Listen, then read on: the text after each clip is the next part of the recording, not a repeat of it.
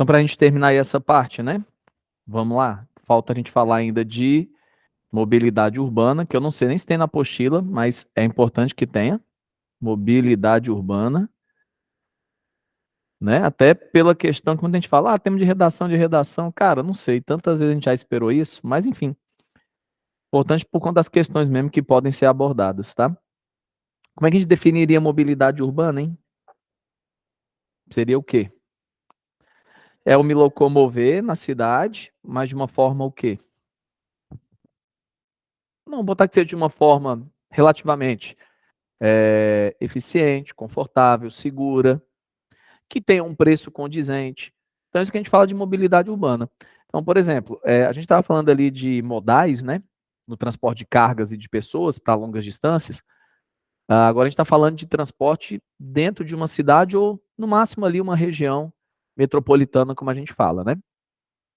Aí lembrando que esses modais eles continuam, só que a gente ganha algumas coisas. Então, por exemplo, andar a pé é considerado meio de transporte. Só que a gente não estava falando, porque a gente estava falando de carga e coisa para grandes distâncias, né? Então, andar a pé é tido sim como um meio de transporte na cidade. Daí a gente já começa a pensar também em acessibilidade. Aí é um tema também que pode ser possível de uma redação. Às vezes, uma aula dessa não é que vai cair uma redação sobre mobilidade urbana, mas pode cair sobre acessibilidade na cidade. Aí nós vamos falar de calçadas que tenham, vamos lá, piso tátil. O que é o piso tátil? Não é só calçada, não. As universidades, o curso aqui, tem que ter essas calçadas com piso tátil, que é aquele para as pessoas que é PCD, né? A questão da deficiência visual ali.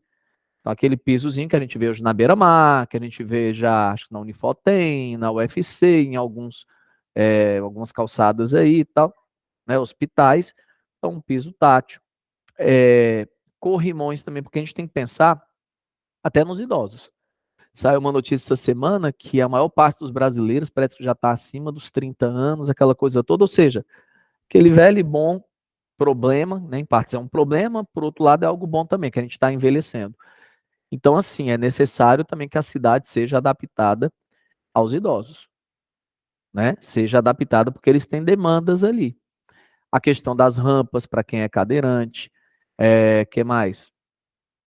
Além do piso tátil, os sinais sonoros, como a gente tem raríssimas vezes em Fortaleza. No Instituto dos Cegos tem, porque também se não tivesse era brincadeira, né? Ali na Bezerra de Menezes, com Padre Anchieta. Como ali tem o Instituto dos Cegos, ali tem um dos poucos sinais sonoros, né, semáforo e tal, que tem o barulho para as pessoas que têm deficiência, algum tipo de deficiência visual. Isso era uma coisa que era para ser mais comum. O braille, né? O braille, que braille também você ter. Aí você já vê, por exemplo, o elevador, por incrível que pareça, é tido como meio de transporte também, viu? Elevador, que é um transporte vertical. Você já vai ver nos elevadores, você tem lá geralmente alguma coisa em braille ali para a pessoa saber. Às vezes você não tem todos os números, mas se você tem, por exemplo, no 3 e eu não sei se aqui é o 6, aqui, tendo dois, você já consegue. Então um é aqui, o 2 é aqui. Então você também. Então, tudo isso, gente, vai contabilizando para essa ideia da mobilidade urbana. Então, aqui eu colocaria o seguinte: alguns transportes ali que nós não falamos. Essa questão dos pedestres. Colocaria essa questão, por exemplo, do VLT, ou os VLTs, né? Que é esse veículo leve sobre trilho. Aí vamos só comparar que o VLT ele é diferente, pessoal, do metrô.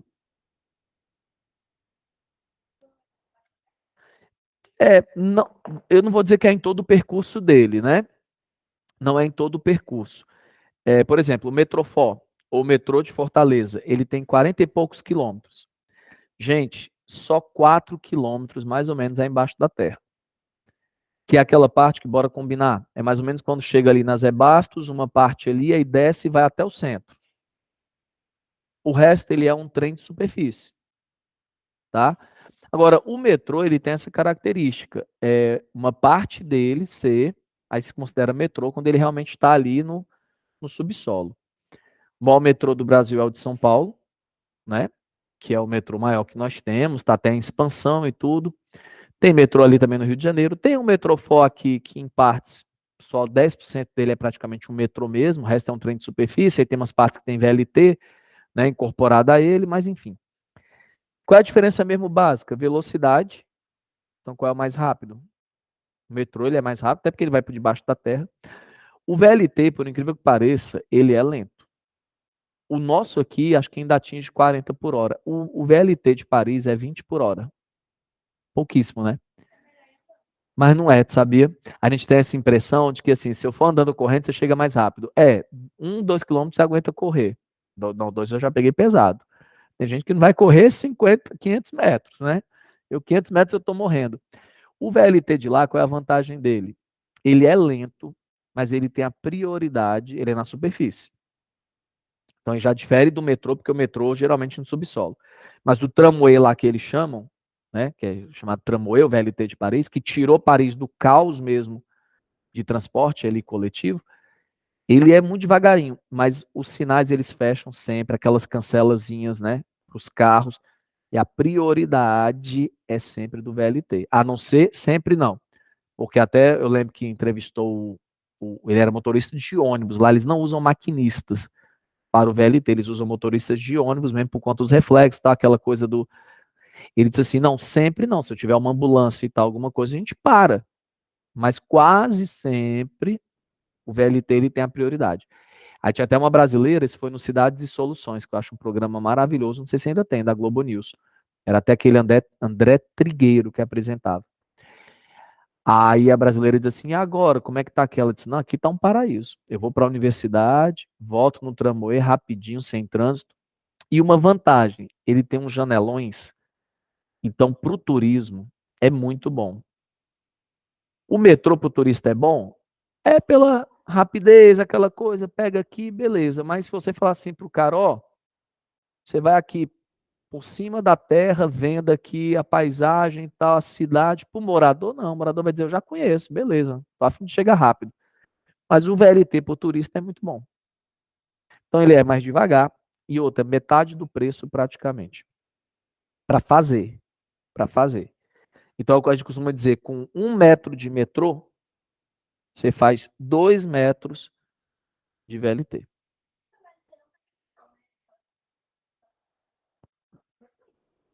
Não, mas acho que tem trechos que pega, porque a gente já viu até acidentes envolvendo VLT. Tem. Em alguns trechos é porque ele é suspenso, como você disse. Quando chega na Parangaba, uma boa parte dele na Parangaba é em cima daquelas colunas. Vocês já passaram no aeroporto para ver a obra lá?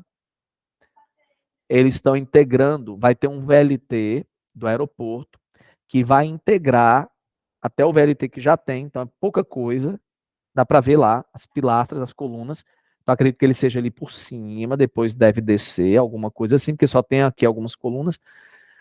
Aí ele vai ser incorporado, pelo que eu estou percebendo ali, se eu chegar, por exemplo, hoje em Fortaleza como turista, eu tenho o direito, então, hoje, de pegar um VLTzinho desse, no aeroporto, e bater lá no Mucuripe. Porque ele vai ser incorporado ao VLT Parangaba-Mucuripe. Se eu descer lá no Mucuripe, eu pego um táxi, ou eu posso ir até andando com a mala, dependendo do hotel que você tiver na beira-mar.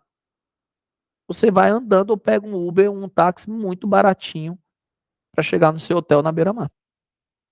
Então é uma jogada mesmo assim bacana. Eu acho que ele vale muito a pena o que estão fazendo. Acho que é uma obra do governo do estado, se eu não me engano. Porque o VLT já passava perto do aeroporto, mas não era ali. Aí eles estão fazendo aquela curvinha para integrar. Eu digo, cara, é melhor. Porque o cara já pega ali, ó, pá, pá. É uma das coisas que você atrai o turista também, é a mobilidade urbana. Muita gente gosta de ir para Santiago, no Chile, porque diz assim, cara, lá é muito bom. Porque quase todos os pontos turísticos de Santiago ficam naquela avenida principal, que agora, acho que é a Bernardo Rings, que a gente chama. E embaixo dela, praticamente toda, tem um metrô. E o metrô do Chile é muito bom. Muito rápido, cara. Muito rápido. Tirando o horário de pico, que o horário de pico até grandes cidades, até Nova York, você vai ver complicado. Mas tirando isso, Nova York é um exemplo. Galera, tem carro, tem tudo, mas anda de metrô. Anda muito de táxi, mas é o poder aquisitivo também. Táxi pra gente é caro. Rio de Janeiro é onde se usa muito táxi ainda. Mas sabe o que é também? Copacabana e tal. O pessoal tem grana e são prédios antigos. Muitos não têm garagem. Não sei se vocês sabem. E custam 6, 7 milhões um apartamento ali, velho daquele, em Copacabana. Mas é um metro quadrado caríssimo, você mora em Copacabana. Mas são aqueles prédios que às vezes a recepção, vocês sabem, né? Só o porteiro, ali não tem quadro, não tem piscina, é um prédio antiguíssimo. Um apartamento às vezes muito grande, antigo, valiosíssimo. Copacabana é onde tem uma taxa etária, são idosos com alto poder aquisitivo. Então, muitos deles ali usam táxi. Você, Rio de Janeiro, o táxi é amarelo, é que chama a atenção mesmo, né? Você abre assim, sai de um hotel na região sul, é táxi assim, muito, né?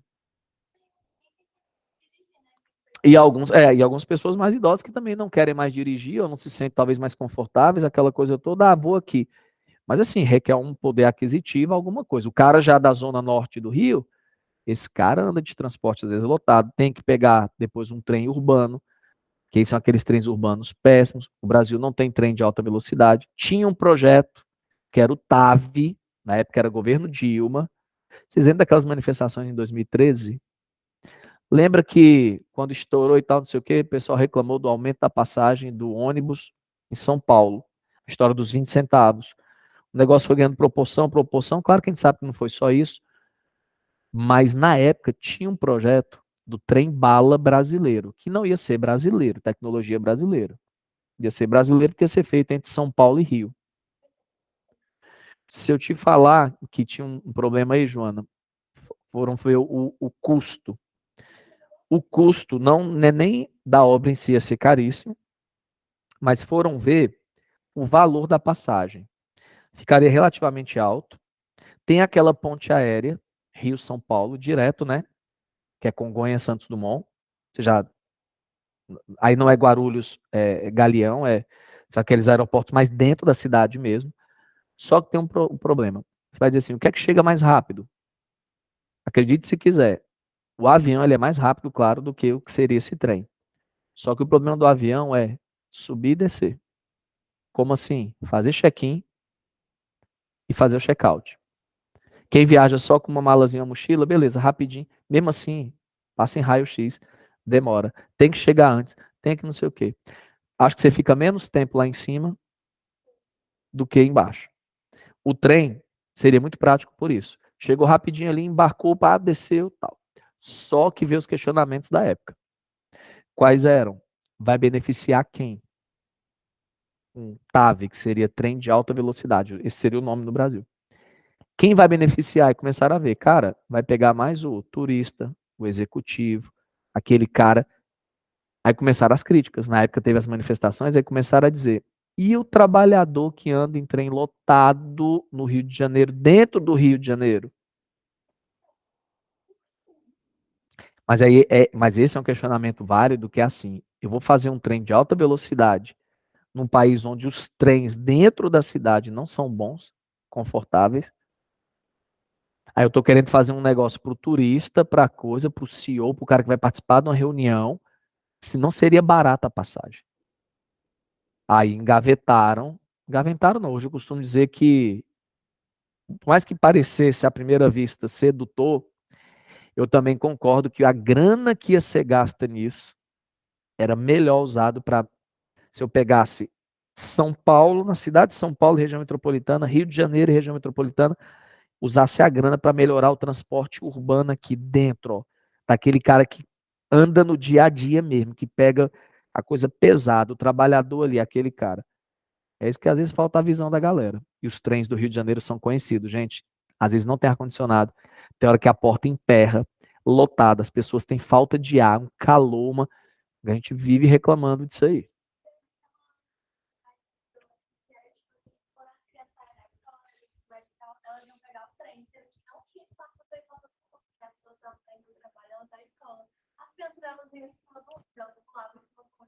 Isso no Rio de Janeiro?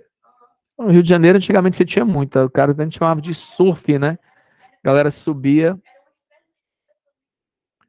A gente vê isso na Índia, né? Algumas cenas a galera em cima e tal. Impressionante.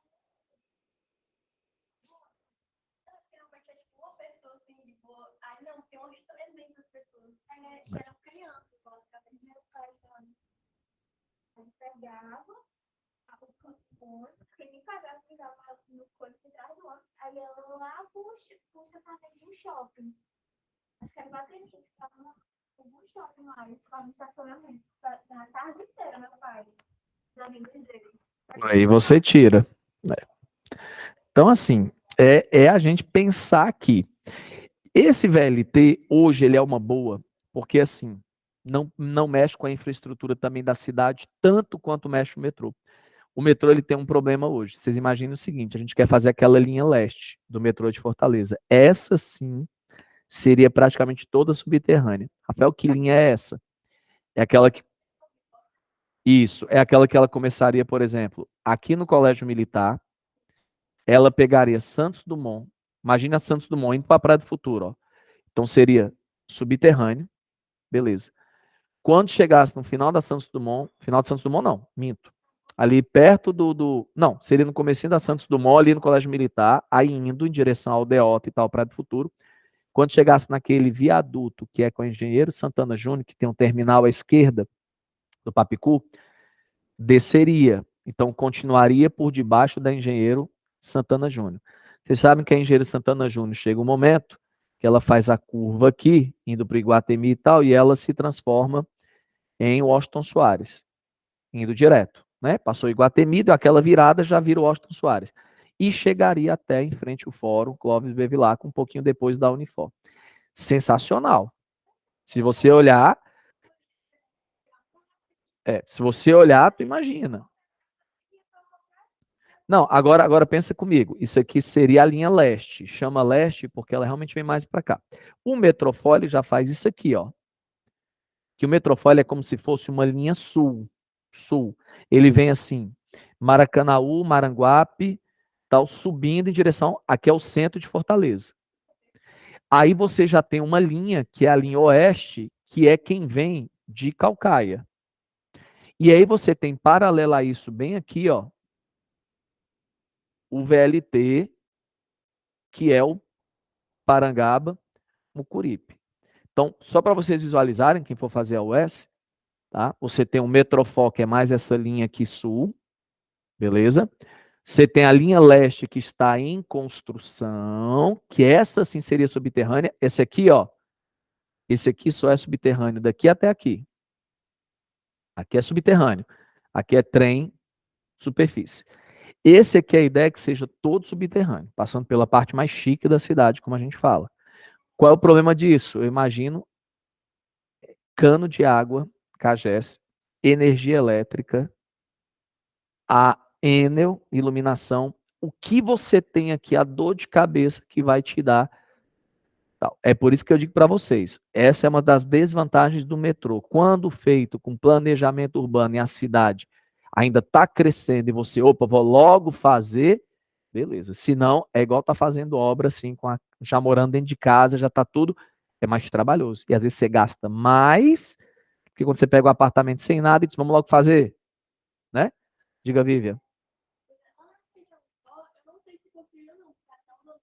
Não, só ficou. Você sabe que ficou ali anos só a madeira, ou era concreto. Como não fizeram nada, começaram a reclamar com razão, porque dificultava você até passar para o outro lado do Austin Soares e podia até gerar ali locais para a pessoa pular. Aí a pessoa fala, perigoso e tal, à noite, alguém consumir alguma coisa. Cara, derrubaram. Era em frente a Newland e a Jaísa. A Facete, Jaísa, que era aquela da Ford ali, aqui aquele shopping que tem a Newland, a Normatel e tal. Tiraram. Depois vão ter que voltar, porque ali é como se fosse a última estação. Para mim seria sensacional, eu moro bem ali. Eu moro exatamente um pouquinho mais para frente ali do centro de eventos. Para mim eu estava dizendo, poxa, olha, eu poderia, e você pode fazer baldeações, como a gente fala, como assim, eu morando aqui, eu posso vir para cá, se eu quiser ir para Parangaba, eu pego o VLT e venho. Se eu quiser ir para Calcaia, eu posso fazer isso aqui, ó. Se eu quiser ir para Maracanã, eu poderia fazer isso aqui, ó. Para o centro. É, agora entendendo que isso aqui que vocês estão vendo tem uma questão até parecida com uma do Enem, que é mostrando o seguinte, como é que era o metrô, por exemplo, do Rio de Janeiro, em, não sei se era 98, por aí. Cara, eles mostravam assim, ó, a linha do Rio de Janeiro, ó, com as estações, praticamente uma reta só. Aí mostrava que Xangai, ou era Pequim, acho que é Xangai, quase certeza que é Xangai, não tinha metrô. Aí eles foram mostrar 20 anos depois a planta. É como se a do Rio de Janeiro tivesse ganhado só mais algumas. Aumentou um pouquinho da linha, mas ainda é uma grande reta, o que demonstra que é uma cidade que é pobre em metrô, quando é só uma reta, igual a nossa aqui, ó. São poucas retas. Não acho que isso aqui é legal, não. Isso aqui é legal, porque como a gente já não tem quase nada, quando se fala em fazer isso aqui, a gente já fica assim, nossa, que maravilha. Se você pegar o metrô de Tóquio, pegar o metrô de Xangai, que não tinha há tantos anos atrás, você vai ver o metrô de Tóquio, é um negócio assim, ó. Aí vocês vão entender, certo? Aí vocês vão entender, é assim, ó, cheio de estação. Isso. Quando vocês encontrarem desse formato, isso aqui é o que predomina nas grandes cidades brasileiras, ó, que tem metrô. Praticamente tirando São Paulo, quase todos são só retas, assim, pouquíssimas retas, poucas estações. Não integra boa parte da cidade, enquanto que esse aqui, ó, demonstra que o cara tá aqui, ele chega em quase todo canto, certo? Então isso já é algo característico também, se você encontrar isso em prova, você nem perde seu tempo, já fica mais fácil aí de visualizar. E outra coisa, o Japão é ótimo, porque as cidades estão muito próximas também, né?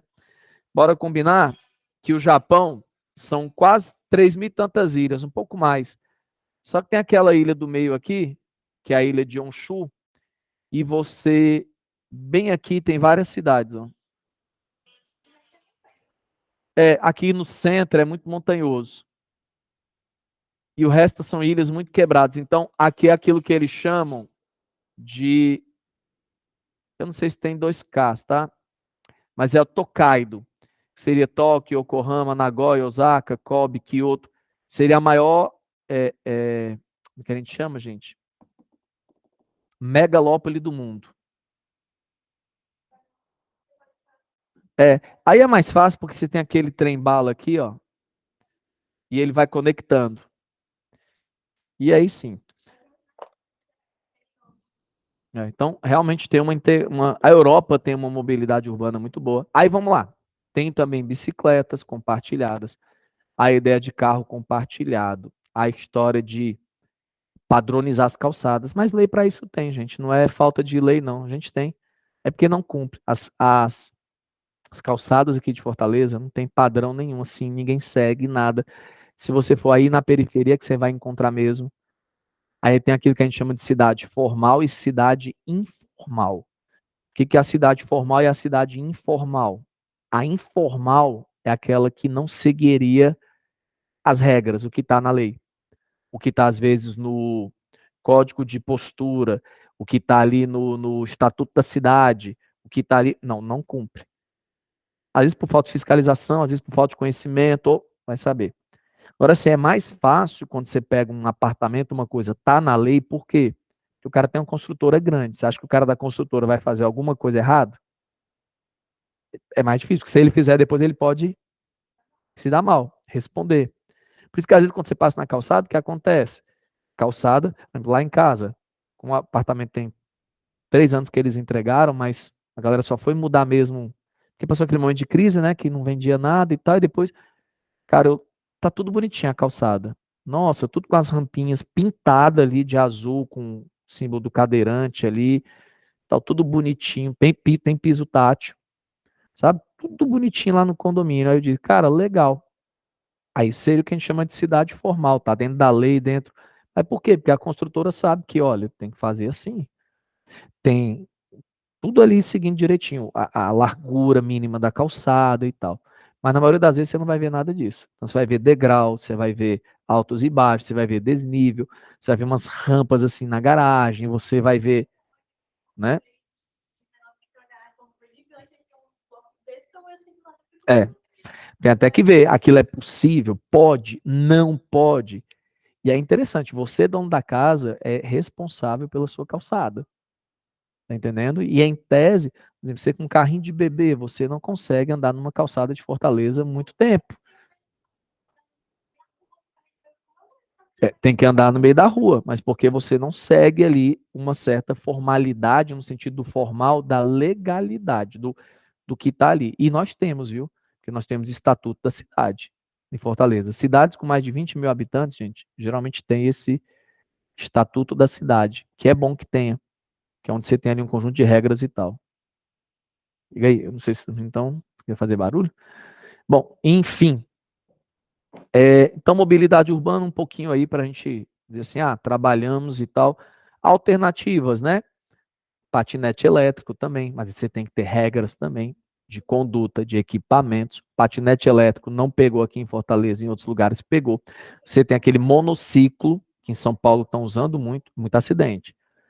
Você tem que ter muita regra, isso. Curitiba eu vi muita gente usando. O monociclo também, que é aquele em Fortaleza, eu vi pouquíssimas pessoas, duas, três. Não sei se vocês conhecem.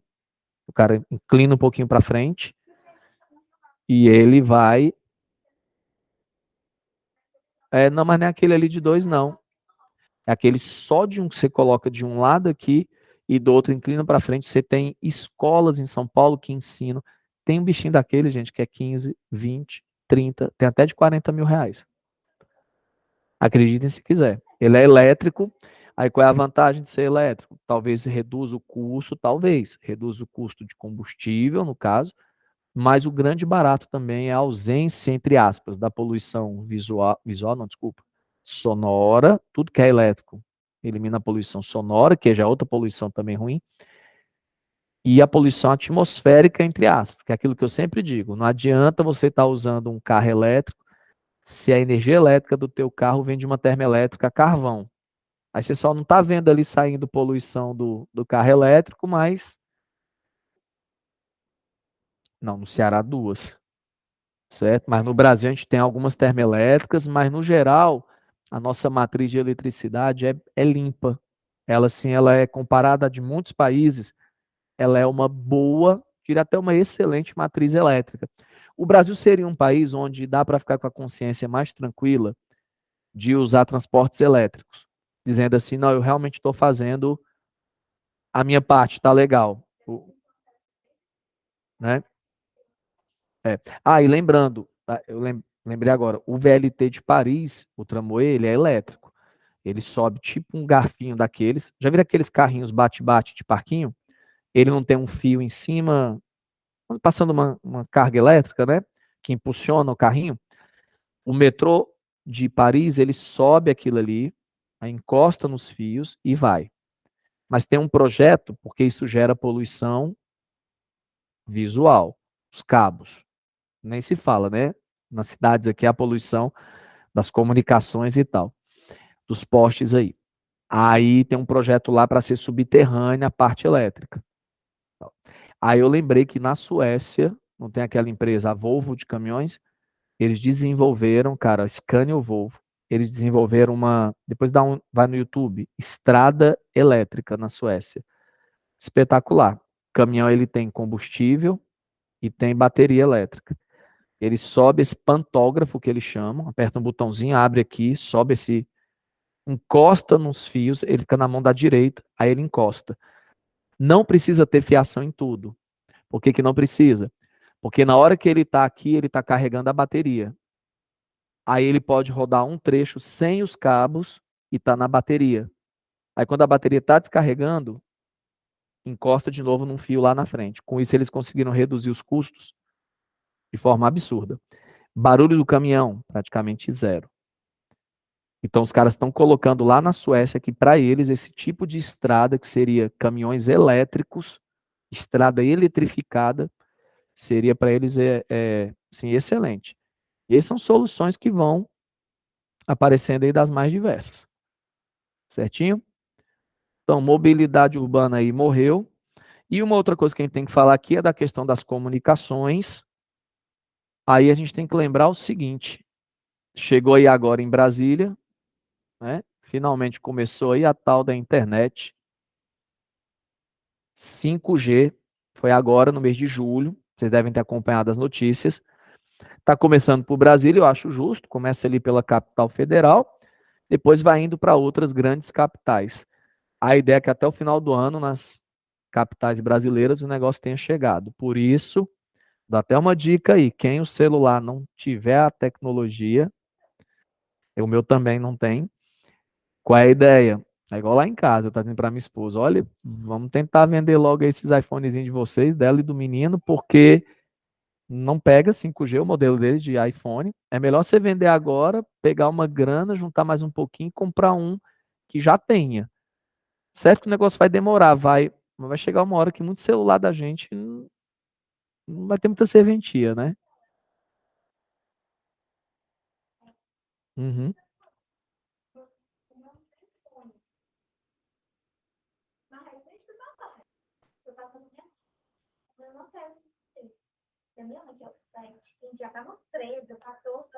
E pega. É, tem que olhar direitinho. Tem uns modelos já. Na internet você acha fácil, porque como saiu essa notícia, no G1 já tem assim, clique aqui para ver os modelos que já são compatíveis. Geralmente, muitos novos. Tem que ser.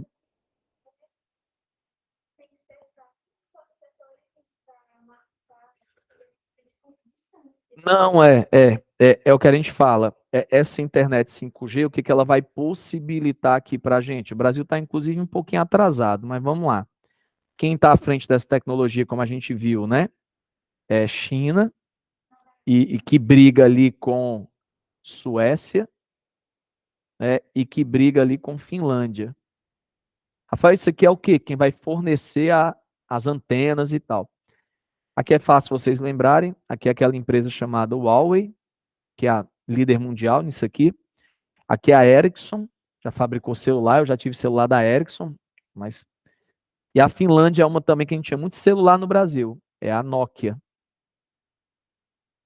certo? Para quem não sabe, a Nokia é finlandesa, a Ericsson é da Suécia e aquela Huawei, tá? Ela é chinesa. Não sei. Não, a Xiaomi, mas a Xiaomi é fabricante de celular, né? A Huawei fabrica, acho que fabrica também celulares, mas estão muito nessa coisa da tecnologia 5G, das antenas e tal. Isso é uma preocupação crescente para os Estados Unidos, porque eles estão de fora dessa corrida aqui, então eles ficam loucos.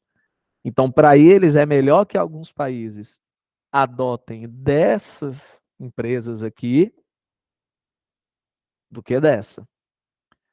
Por isso, aquela pressão que o presidente brasileiro sofreu ano passado, retrasado, ainda era o Trump, então pode ir um pouquinho mais lá atrás, que a gente teve pressão do governo americano para que nos leilões aqui no Brasil a tecnologia chinesa ficasse de fora.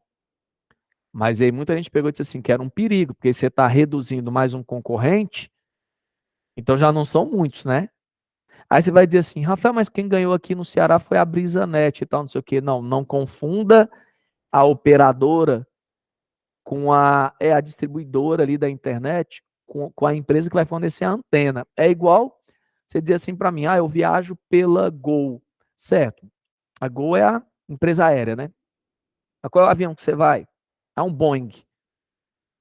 Pronto, você não anda no avião da Gol, fabricado pela Gol. Você anda num avião Boeing ou num Airbus que a Gol, a Latam compraram e elas estão operando ali. Então a BrisaNet é uma operadora de internet. Vai levar a internet lá para casa, vai distribuir. Beleza. Que aí, se eu não me engano, foi eles que ganharam mesmo aqui no Ceará, a BrisaNet e tal. Mas eles vão ter que ir atrás de quando instalar as antenas, quando for levar aquela coisa toda. E aí? Vamos fazer aqui com quem? Como é que vai ser isso? Aí tem que ver como é que isso vai ficar. E como você disse, Joana, tem que ter muita caixinha, porque é diferente daquela tecnologia 4G. Que da 4G o cara pega uma antena zona daquela, que a gente tem em alguns lugares hoje, sinal, a onda vai longe. 5G você tem que pegar os prédios, como lá em Nova York, aí tem as caixinhas aqui. Aí você estando aqui, pega. Você já tendo outro prédio aqui, ó. Aí tu aqui já não pega. Se fosse esse aqui, tá pegando aqui, aqui e tal, beleza. Aqui já não pega. Então é incrível. Chega um ponto que você vai ter que ter muita dessas caixinhas espalhadas. Vai ser um. Nova York já tá ficando. Algumas cidades chinesas também. Você olha para o telhado.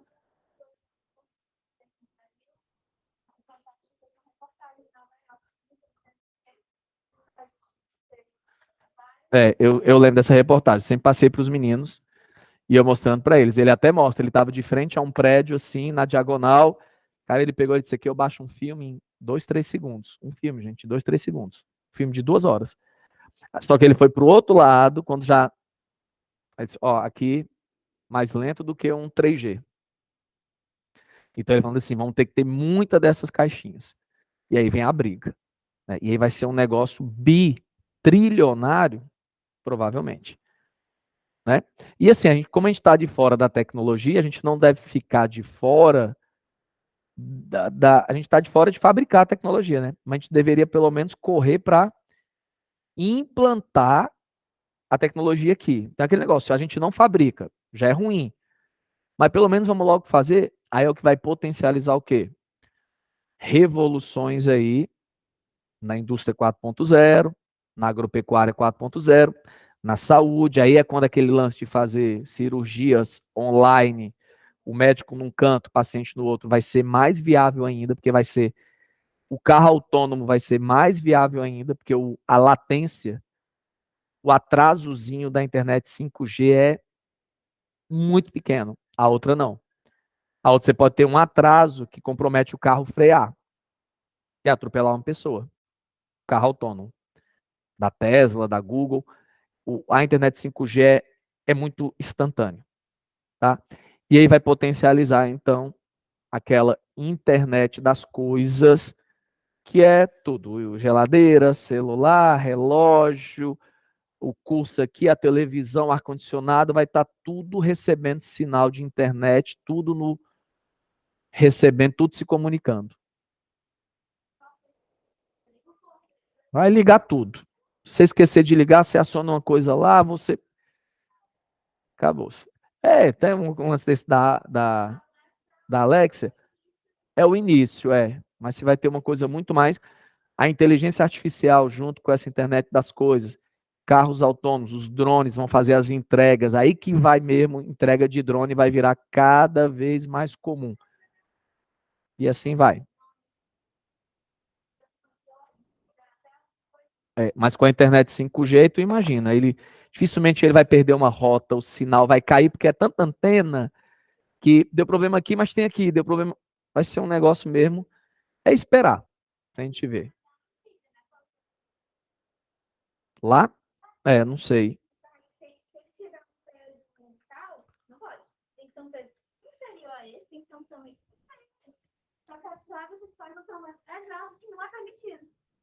É, a gente tem que ver como é que isso vai ficar também, porque você imagina um céu de São Paulo, como é que vai ficar com umas entregas à base de drone? Quem vai fiscalizar isso? E os choques entre esses drones? E as vias que eles vão utilizar? E os acidentes? Mas isso aí, a gente calma, isso aí você vão resolver, né? Isso aí vão criar soluções. Mas tudo passa por essa internet 5G aí, beleza? Bom, foi, morreu. Aí nós vamos entrar agora, dá tempo? Dá. A gente vai começar as ordens mundiais, não é isso? Que é geopolítica. Então, para isso, vamos pegar o caderninho. Vou colocar aqui. Não.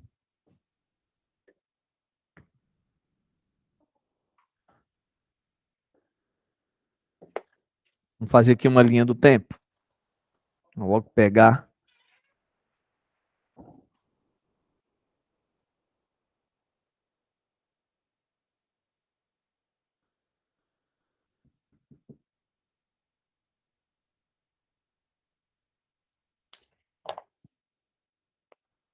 Muito bem. Deixa ela chegar ali. Vamos logo fazer o seguinte.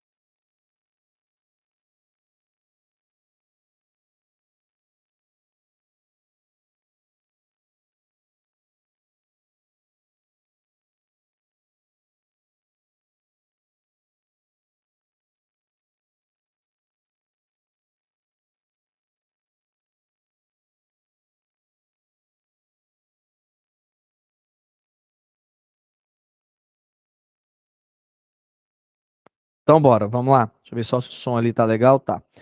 Pessoal, então essa linhazinha do tempo, eu sugiro a vocês que se forem fazer no caderno, é bom deitar o caderno e pegar uma folha todinha em branco aí para que é muita informação, mas a gente vai devagarinho, não vai dar para terminar hoje.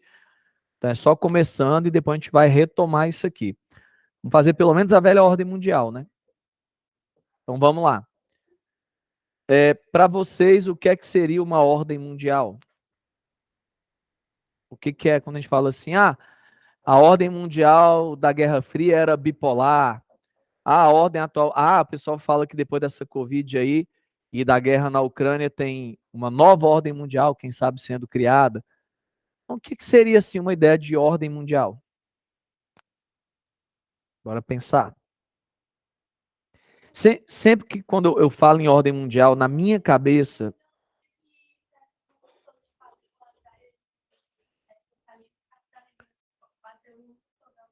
Mas isso durante a Guerra Fria, né? Eu acho que é assim.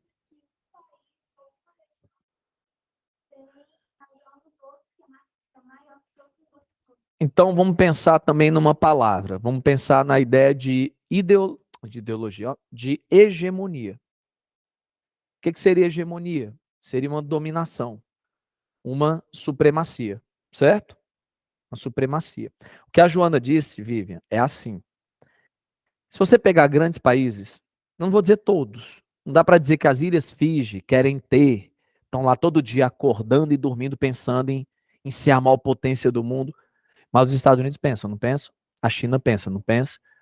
Reino Unido, França também tem isso muito forte, não tem? O próprio Japão tem. A Coreia do Sul, principalmente, ela quis, e até a do Norte. Índia, até mesmo Brasil, Rússia. Então, assim, claro, não é todo mundo, talvez todo mundo seja até envolvido, mas não é todo mundo que é candidato ali à potência. Mas uma ordem mundial seria isso, é uma disputa, tá? Entre, principalmente, potências daquela época, daquele período, onde o que que elas buscam? Elas buscam a hegemonia. Vocês acham mesmo que se a China pudesse, ela ia querer ser a grande potência do mundo e dominar e tal? E claro, ela trabalha para isso. Mas você vai ter outro país também que vai dizer, opa, peraí. Então, numa ordem mundial, você vai começando a fazer alianças de repente. Ou não, você pode ficar mais isolado. Você pode dizer assim, cara, eu vou me juntar com esse aqui porque eu nem gosto muito desse cara, mas esse cara aqui, a gente tem aquele inimigo ali em comum. E a gente nota claramente que nos últimos anos tem tido uma aproximação muito grande entre Rússia e China.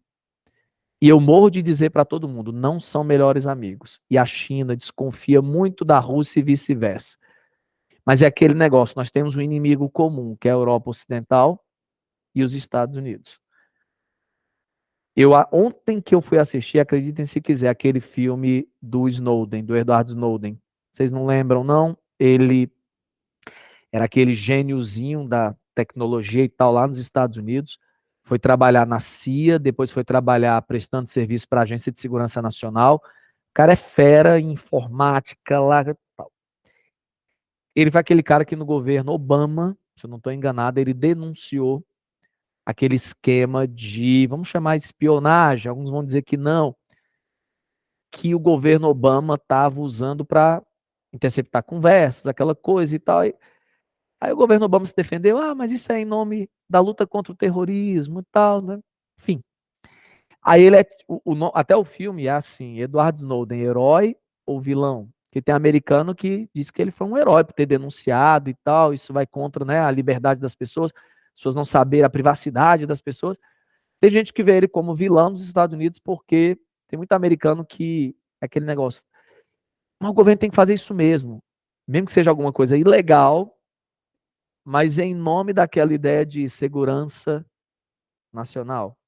Acontece que na época gerou também alguns problemas. Quais foram? A gente começou a ver que estava tendo país, inclusive o Brasil, líderes que estavam sendo espionados, mas até de nações consideradas amigas dos Estados Unidos. Então, vou dar um exemplo: Angela Merkel, da Alemanha. Se eu estou assim na luta contra o terror e eu digo que a Alemanha é minha aliada, por que, que eu estou espionando a Angela Merkel? Né? Não, e eu sempre digo, na Guerra Fria você tinha que ter um inimigo externo. que era um inimigo externo para os Estados Unidos? O comunismo. A União Soviética e o comunismo. Então vamos aqui. Depois, quem eles alegaram como sendo, não é que eu também estou dizendo que não seja, mas peraí. Mas também às vezes eles usam isso como uma ideia de legitimar, né, e tirar proveito. Então, depois do comunismo, veio muita ideia do terrorismo. Principalmente do 11 de setembro, isso. Isso. Não, e no filme é bem claro, quando o cara pergunta para ele, por que você resolveu entrar na CIA? O cara tá lá entrevistando ele no filme, né? Aí ele diz, não, foi depois do 11 de setembro, eu quero ajudar meu país e tal, aquela coisa toda. Só que é interessante que ele entra achando que era uma coisa. E ele tem uma namorada que eu não sei se é daquele jeito. No filme é aquela coisa, né? Talvez o cara aumente um pouquinho, mas no filme a namorada dele é muito assim de seguir a Constituição, a ideia da liberdade, a ideia de o governo não pode violar direitos individuais só porque está combatendo o terrorismo, tá entendendo? E aí ele vai vendo ali, ele, rapaz, aí ele chama aquele que mora inclusive no Brasil, que o companheiro dele inclusive é brasileiro, né? Aquele jornalista que foi premiado, o Glenn Greenwald, que é do, meu Deus, é o Washington Post? Não, é o The Guardian, The Guardian. E ele chama ele porque ele diz assim: se a mídia não contar a minha história, eu posso até ser preso, ninguém vai saber. E ele resolve dizer assim: cara, vocês precisam contar aí para eu ter alguma. Né, e tal. Tanto é que ele vai para Hong Kong, ele tem que sair dos Estados Unidos. Aí ele vai para Hong Kong, que é para ele. E depois ele vai para a Rússia. Onde é que ele vai? Ó? Ele vai para a Rússia, esse é americano. Que é aquela ideia de se eu voltar para os Estados Unidos, como é que vão me tratar? Mas enfim, no filme ontem, até onde eu assisti, depois eu capotei, mas o diálogo ali foi muito tranquilo, quando ele é um rapaz muito franzinozinho, magrinho e tal, não sei o quê, não é aquele soldado. Aí o cara da CIA vira e diz, ó, vou colocar você morando no Havaí, numa casa e tal, você vai trabalhar de lá. E o cara, não, mas ele, meu filho, as guerras não vão ser vencidas, mas com soldado parrudão, armas de, assim, a guerra vai ser vencida na internet. Aí ele até fala, os malwares, os vírus. Aí ele diz com todas as letras no filme, né? O cara da CIA, ele diz: os ataques virão principalmente de 3 países. É quem é que ele cita? China, Rússia e Irã. Olha que interessante. Isso hoje na nova ordem. Mas vamos lá. Quando a gente fala em ordens mundiais, vamos deixar bem claro. 1945. Acabou o quê? Então vamos anotar aí. Fim da Segunda Guerra Mundial. Não.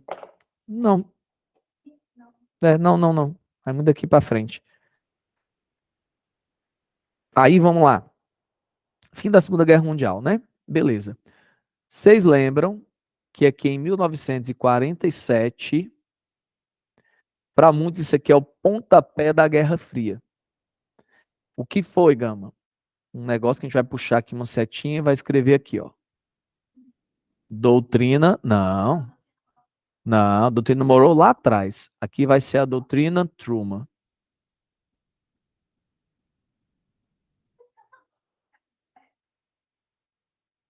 Para muitos isso aqui é o pontapé da Guerra Fria, porque isso foi um discurso do presidente americano, Harry Truman, que ele disse assim, ó, galera, abre aspas, é quase assim a fala dele, ó.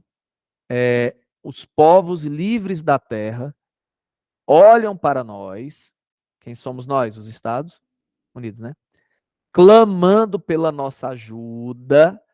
Olha aquela coisa muito de eu sou o defensor dos fracos e oprimidos.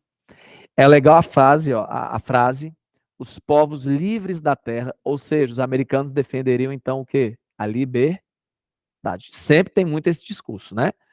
Os americanos defendem a liberdade. Na época, quem era o inimigo da liberdade? O comunismo, a União Soviética. Tudo bem.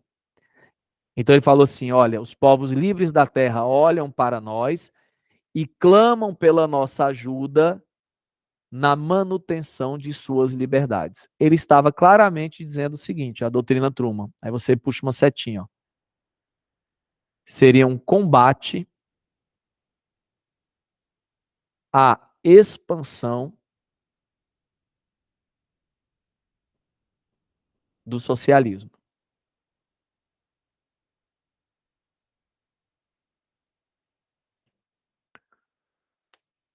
Então, para muitos, esse é o pontapé da Guerra Fria, que é quando a União Soviética eles, então agora é guerra. O cara tá dizendo que a gente é o inimigo da liberdade, o cara tá dizendo que vai conter o avanço da gente, então é guerra.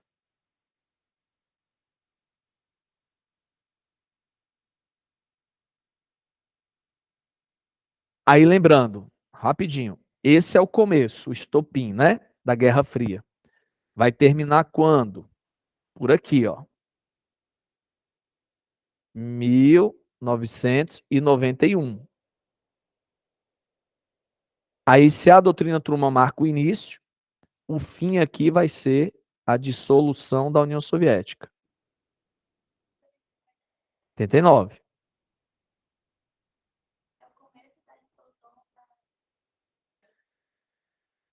Dá para dizer que, na verdade, assim, é um processo que já vai assim. A União Soviética, a partir dos anos 70, a decadência econômica e até geopolítica vai ficando muito forte. Os anos 80, então é só descendo ladeira. Chernobyl 80, e que ajudou também foi 86. Então, Chernobyl é a prova já da decadência, daquela coisa de tá vendo, tanto é que 85, 86 era o Gorbachev ali, ele tenta lançar aquela perestroika, glasnost, nem tem tempo de. Então, assim, na verdade é um processo que já na década de 70, a União Soviética vai perdendo forças. E aí as coisas vão acontecendo. Aí, como tu disse, teve aquele movimento de solidariedade no começo dos anos 80 na Polônia, que era um movimento que o Lech Walesa, que era um líder sindical, combateu o comunismo na Polônia. Teve até o apoio do Papa João Paulo II, que era polonês. Teve aquela coisa também do Muro de Berlim, foi muito simbólico. A gente até brinca, não foi a queda do Muro de Berlim que, obviamente, foi o responsável, né? Assim como também não foi a construção do muro que iniciou a Guerra Fria. Mas é um símbolo que era tão forte que quando o muro foi construído, rapaz, nós estamos rachados mesmo, né, no mundo. E quando o muro caiu em 89, como tu disse, já era um símbolo para o mundo que, ó, a União Soviética vai se acabar, né? E 91, e para surpresa de muitos, praticamente uma dissolução naquele momento, tranquila, assim. Cada um vai para o seu lado. A gente está vendo o reflexo disso agora, nessa guerra da Ucrânia, certo? Mas enfim, vamos lá. Então, aqui é o início, ali é o fim. Então, a gente vai puxar uma setinha, que esse período aqui todinho, uma seta não, isso aqui, né, ó. A gente vai estabelecer que tudo isso aqui foi a Guerra Fria e que alguns vão chamar isso aqui de VON. O que é que seria esse VON? Velha Ordem Mundial.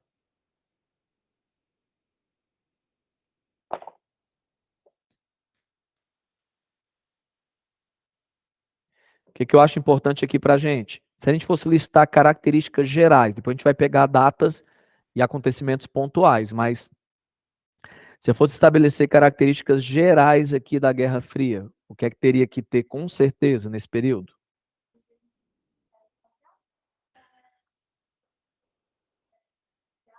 Então, a gente vai colocar aqui a corrida armamentista espacial.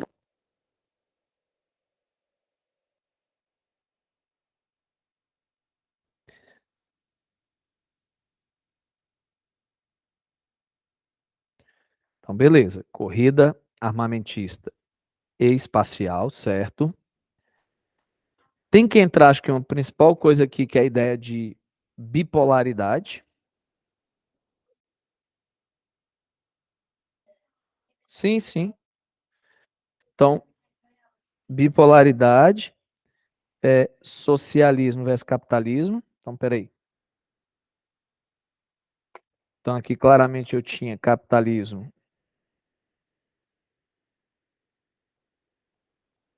versus socialismo.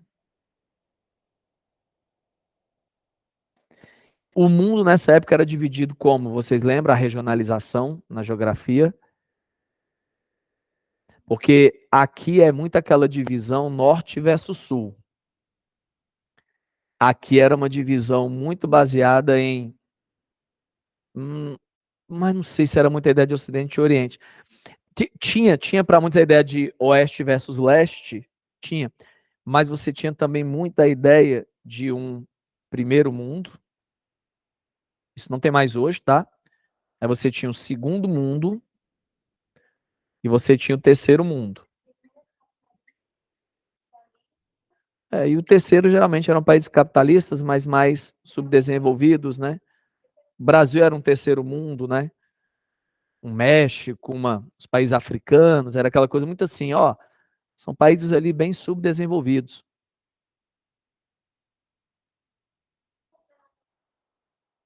É porque era de economia planificada, né? Era socialista. É porque aqui não significava dizer que quem estava aqui era desenvolvido, mas é porque era socialista, né?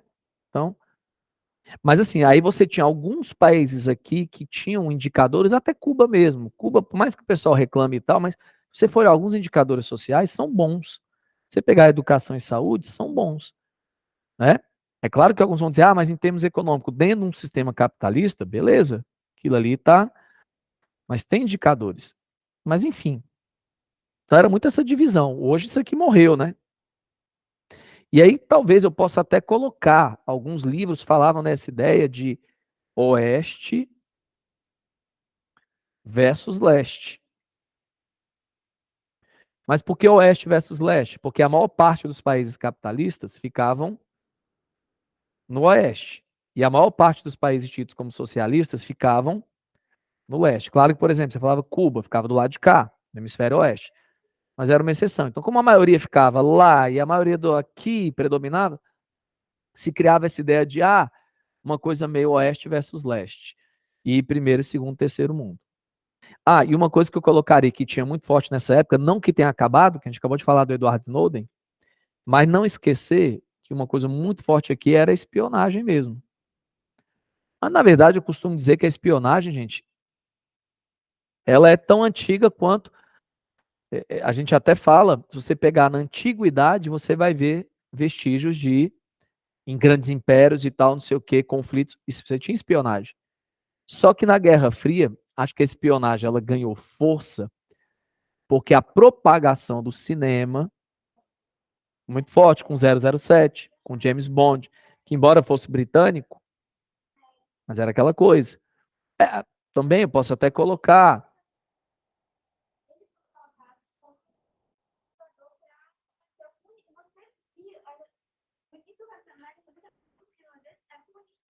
Você tem ali o nazismo, né? Você tem aquela coisa e tal, mas você vê os filmes, então o cinema foi muito usado, a música, a coisa foi.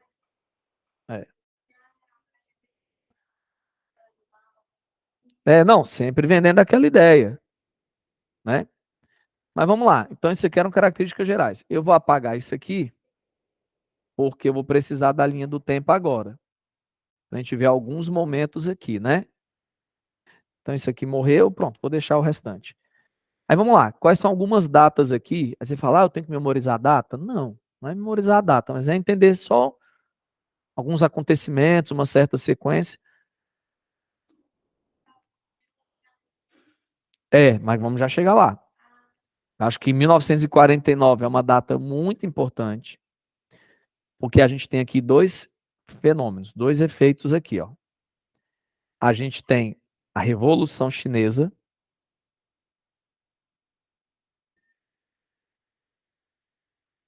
que assusta os Estados Unidos, né? A Revolução Chinesa, ali naquele momento, com a liderança do Mao Tse Tung, os americanos ficam aí, também, irmão, calma, e o país mais populoso do mundo está aderindo aí, quem sabe, a um sistema socialista, e como é que isso vai ficar, como é que isso vai impactar o mundo, Revolução Chinesa. E algo que está muito forte até hoje, que foi a criação da OTAN, que é o quê? Aliança militar, capitalista. Então, era uma aliança, né, até hoje.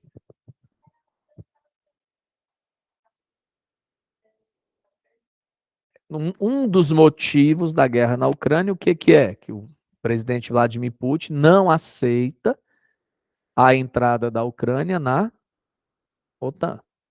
Como também está com o pé atrás com a entrada da Suécia e da Finlândia, mas foi dado já um passo importante para que a Suécia e a Finlândia, que são tradicionalmente muito pacíficos e até mais neutros, vamos dizer assim.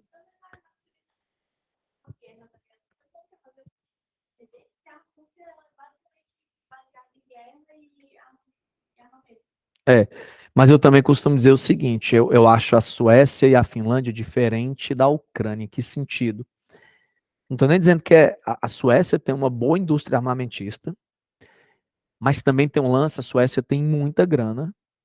Você sabe quem tem dinheiro, a Suécia teria um apoio muito grande da Europa, que até a Ucrânia está tendo. Você imagine um país tipicamente europeu e eles são da União Europeia, a Suécia e a Finlândia. Então, tudo isso dá um status assim, que eu costumo dizer que é mais forte do que a Ucrânia. A Ucrânia não era da União Europeia. A Ucrânia ainda tem aquele negócio de, não, mas eles são do leste europeu. A Suécia e a Finlândia é aquela coisa, eles são tipicamente são europeus, se mexerem com eles é porque vão mexer com a gente também. Então, é um simbolismo também muito forte o Vladimir Putin atacar uma Suécia, uma Finlândia. É complicado. Então, você tem que ver, né?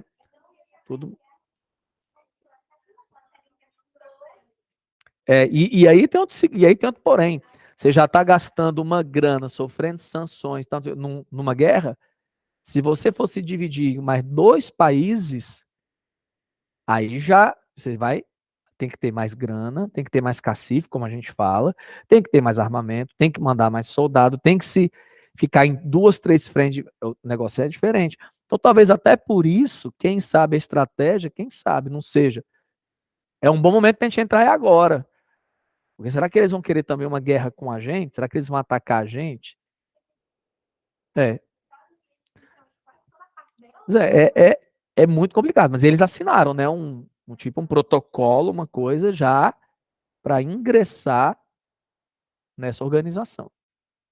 Então você vê que a OTAN que foi criada lá na Guerra Fria em 49, não, quem assinou foi a Suécia e a Finlândia, tipo um protocolozinho de intenção já para entrar.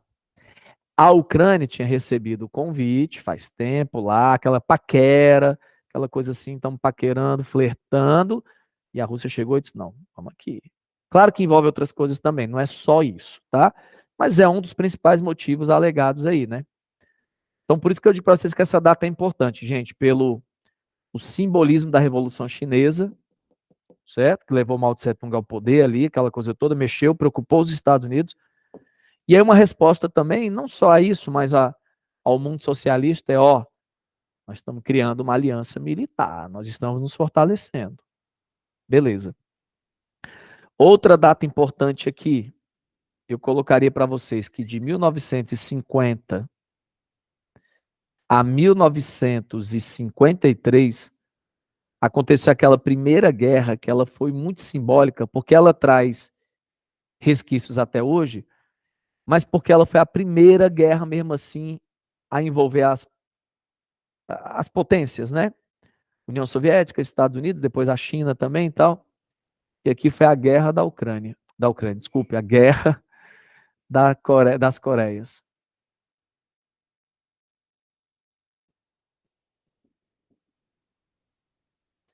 Então, esse período aqui, ó, ele vai ser muito forte porque ele vai mostrar para o mundo, ó, como é que vão ser os conflitos a partir de agora. Cara, guerra no quintal dos outros, né, como a gente fala. Eu não envolvo nossos territórios diretamente, é os Estados Unidos, a União Soviética, mas a gente pode brigar na casa dos outros, no quintal dos outros. Foi lá na Coreia. Então, claramente, só para a gente lembrar, depois da Segunda Guerra, a Coreia é dividida em Coreia do Norte e Coreia do Sul. A do Norte ficou com apoio soviético, a do Sul com apoio americano. O que aconteceu em 50 para começar a guerra? Quem invadiu quem?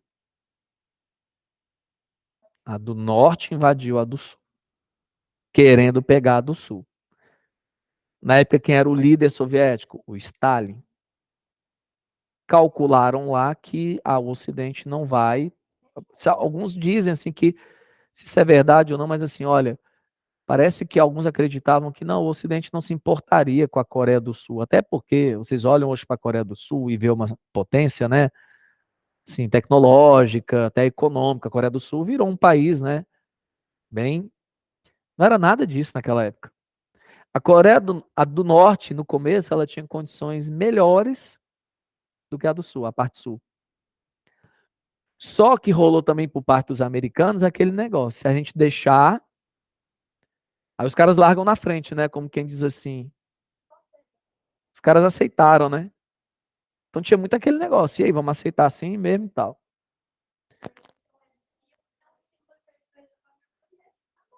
Então você já começaria, por exemplo, ninguém quer, jogo de xadrez, né? Ninguém quer assim, eu já fui derrotado no começo.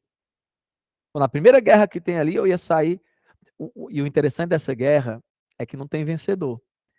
Por que não tem vencedor? Porque se vocês olharem numa animação de 10 segundos acelerando, tá aqui a Península da Coreia, aí tá aqui a linha que divide as duas. A do norte invade a do sul. Domina quase todo o sul. Mas fica uma pontinha que o sul consegue se manter. Lá pelas tantas, quando chegam as tropas da ONU, dos Estados Unidos, nessa pontinha, eles empurram os norte-coreanos de volta.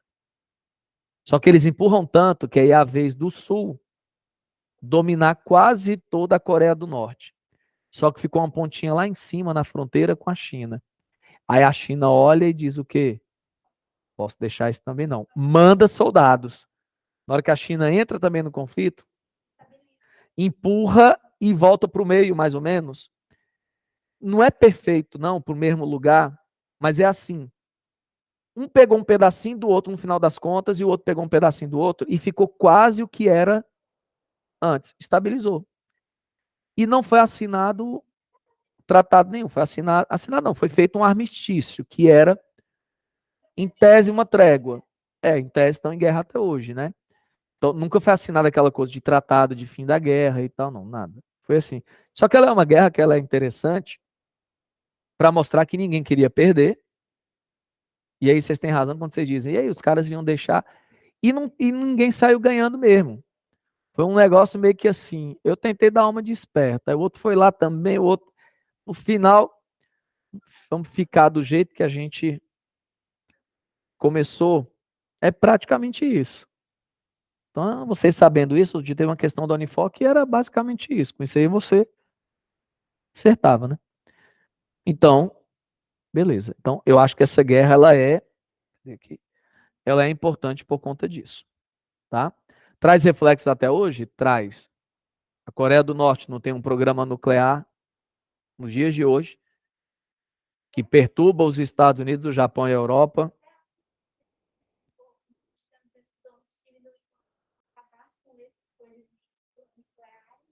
Mas quem tá falando?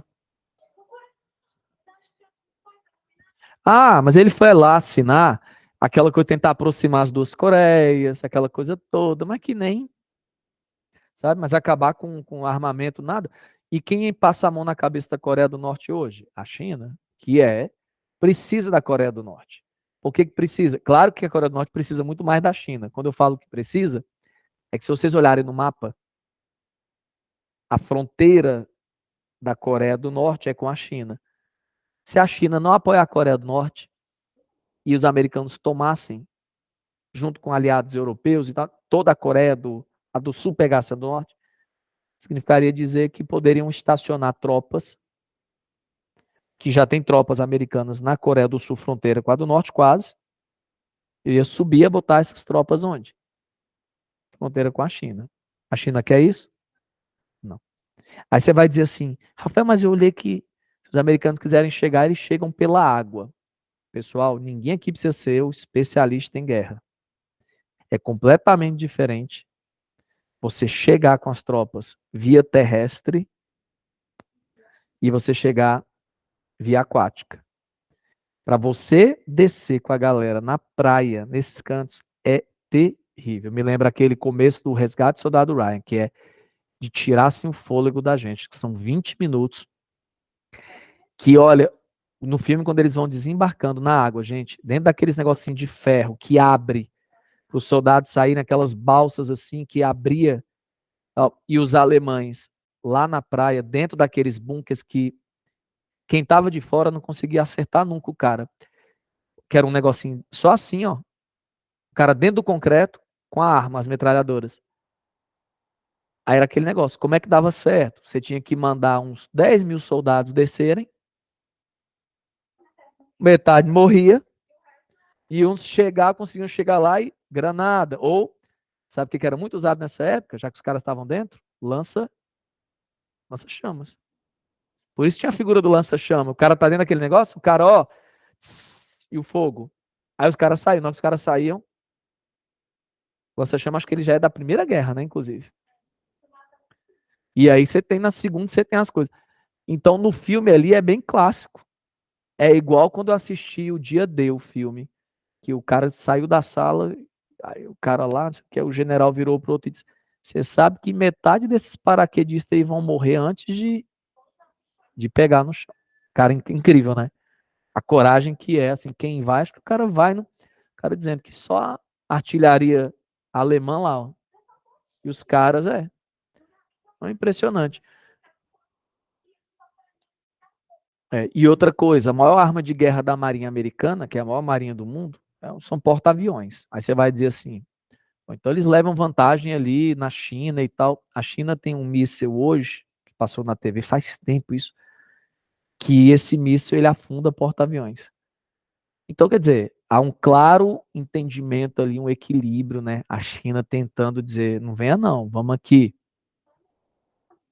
É esperar. É. O novo. Mas você assistiu o antigo? Aí tem que ver.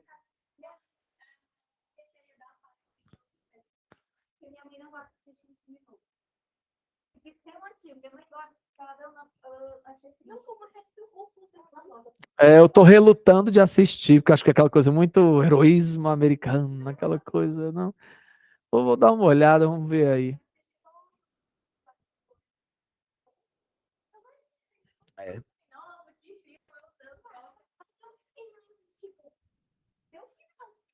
O primeiro Top Gun é dentro do contexto da Guerra Fria, né?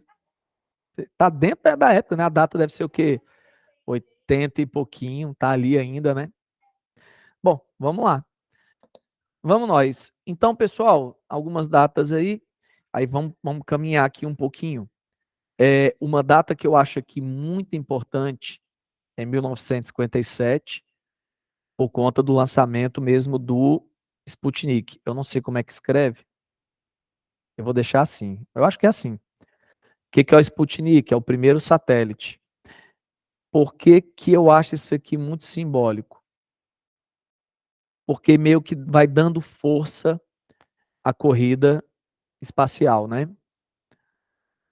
Então isso aqui vai aquela possibilidade. Tinha americano que pirava com a ideia de que, cara, os soviéticos têm um satélite sobre nós e tal, aquela coisa toda.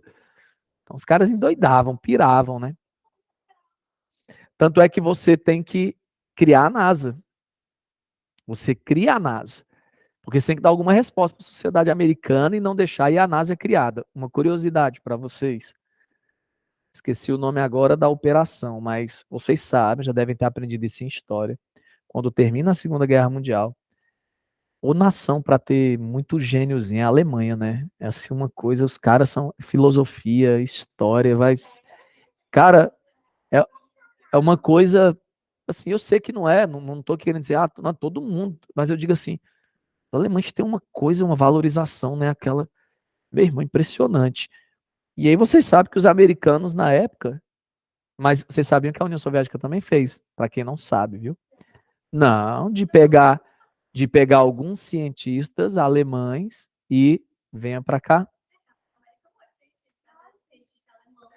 que é a operação Paper. Eu vou já pesquisar aqui. Não sei o que tem paper, né? Ah, sim, não, mas ele já tinha o cara às vezes querendo ir por livre e espontânea vontade, mas também teve quando terminou, o cara dizendo assim, ei, não, você não vai pro julgamento, não, não vem cá, vamos trabalhar com a gente. Vocês sabiam quem foi o maior projetista lá americano na época da corrida espacial? O Von Braun. Ele era alemão. E ele tem um passado nazista. Só que ele morre de dizer que ele não era, mas ele era obrigado a ser, porque. Para aquela coisa. Se é ou não é, vamos aqui. Até fardinha ele tinha. Quando ele vai, ele é o cara daquele foguete V2 lá da Alemanha e tal. Aí ele pega o foguete dele, o V2, para já servir como base para os foguetes americanos. Muita gente detestava ele lá nos Estados Unidos, mas os caras tinham que engolir, porque naquele começo, quem é que estava mais avançado em foguetes? Os alemães. Então chama o Von Braun. E isso aconteceu também na União Soviética, viu? Eles também levaram alguns alemães depois, cientistas, e foi um tanto para a União Soviética e um tanto para os Estados Unidos. Está muito dentro desse contexto também, dessa corrida espacial aqui, principalmente mais para o lado dos americanos, por conta do Von Braun. Mas vamos lá. Então, Sputnik, primeiro satélite. Uma data que eu acho muito importante é 59, porque houve uma outra revolução aqui que essa preocupou os americanos e muito, porque foi no quintal deles. Qual é a revolução aqui, pessoal? Cubana. Essa foi bem na cor, porque tá o quê? Alguns quilômetros da Flórida, né? E vocês lembram da doutrina Monroe que você falou? Não era lá atrás? Não era América para os americanos? Que a gente sempre brinca, América para os Estados Unidos, né? Sempre já ouviram aquela frase, né? A gente era o quintal da América Latina, o quintal dos Estados Unidos. Eles mandavam em tudo aqui. Até hoje a influência deles é gigantesca. Embora a China vem cada vez mais puxando, né? Investindo, puxando e tal, aquela coisa toda. Hã? Era, a gente até brincava assim, os caras iam para lá, tinha prostituição, tinha jogatina, aquela coisa, era o cassino, era o clube de férias, né? Tinha muito aquele negócio. O Poderoso Chefão, o filme mostra isso, o 2.